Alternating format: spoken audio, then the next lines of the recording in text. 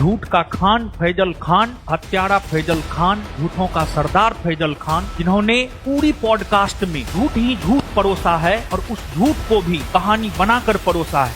मैं आप लोगों के बीच सारा प्रूफ लेकर के आया हूं और दूध का दूध और पानी का पानी हो जाए। सबसे पहली बात, फैजल खान के दोहरा चरित्र,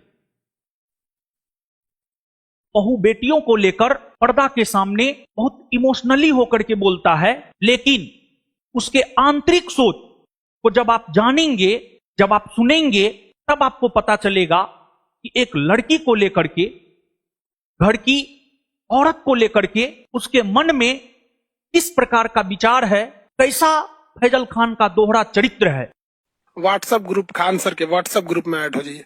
साले सब ये सब को कोई तमीज तरीका नहीं, यही सब होता है। सब में माई बहन सबको भेज देता है। व्हाट्सएप ग्रुप में भेज दीजिए। तो नंबर इधर आई गया यहाँ पे, आज इनका अच्छा से इलाज करा देना। ठीक है, दुद्दू को बैच में ही बोला है। साले नचनिया नाम रख ले सिंगर, नींद आती, लिखता है कि नाम है सिंगर, साले नचनिया हो तो यहाँ क्या कर रहे हो? जाओ अपने घर में 2-3 महिला को लाओ, टाली पे नचवाओ, तुम गाओ, वो नाचेंगी सब, तुम गाओ। यहाँ पढ़ने के लिए चला हो यार? नौकरी से ज्यादा वो तुम्हारे घर की महिलाएं कमाएंगी सब, टाली पे नाचेंगी सब। तो तुम अगर महीना भर नौकरी करोगे ना तो 30 से 40 हजार की उन लोगों को क्या मिलेगा? सैलरी मिलेगा।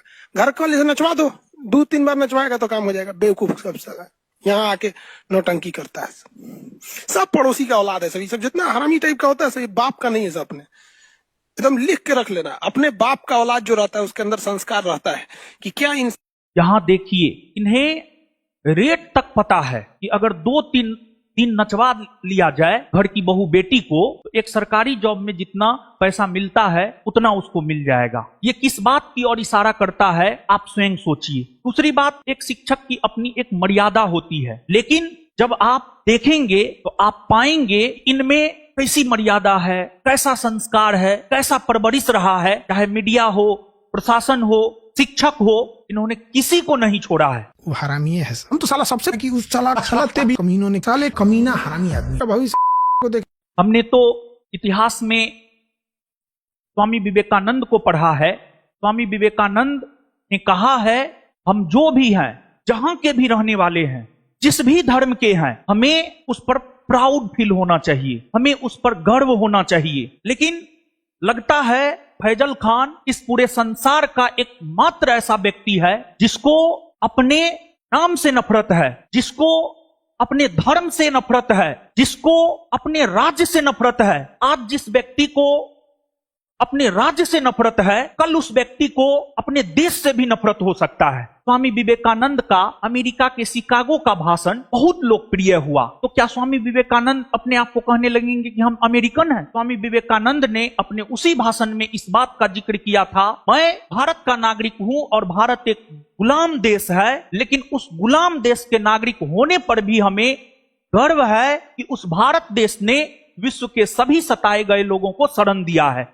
ये आपको तकलीफ दिया कि खान सर मुसलमान बन गए एक घटना में? यही चीजें बहुत तकलीफ दिया।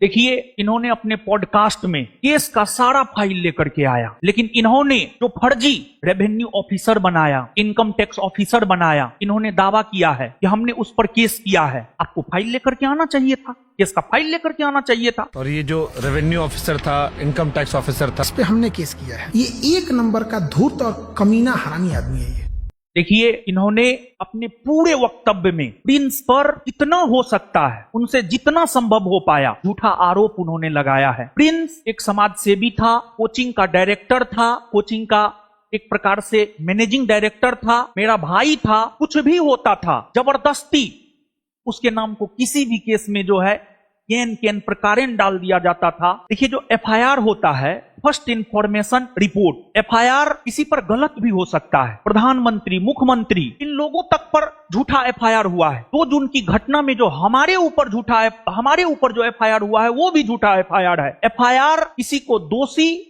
या निर्दोष नहीं बताता है, बल्कि माननीय न्यायालय का जजमेंट किसी भी व्यक्ति को दोषी और निर्दोष बताता है। यहां पर आप देख सकते हैं, जिसको लेकर इन्होंने कहा इस केस को लेकर उम्र कैद की सजा हो सकती है, इस वजह से वो नेपाल गया। लेकिन फैजल खान, आपने जो 2 जून को मीडिया में जो गलत बयानबाजी किया और उस गलत बयानबाजी के वजह से हमारी गिरफ्तारी हुई, यही उनके नेपाल जाने का कारण बना। और अगर फैजल खान 2 जून को मीडिया में गलत बयानबाजी नहीं करता तो आज हमारा भाई जिंदा रहता। आप यहां पर देख सकते हैं, ये जजमेंट 25 फरवरी 2026 का है। प्रिंस कुमार, इससे ऊपर ऑर्डर है, prosecution fail to prove the charges. Prince Kumar hereby acquitted from the charges of section 364A upon 34, 365 upon 34 and 120B of Indian penal code 1860 in the scarcity of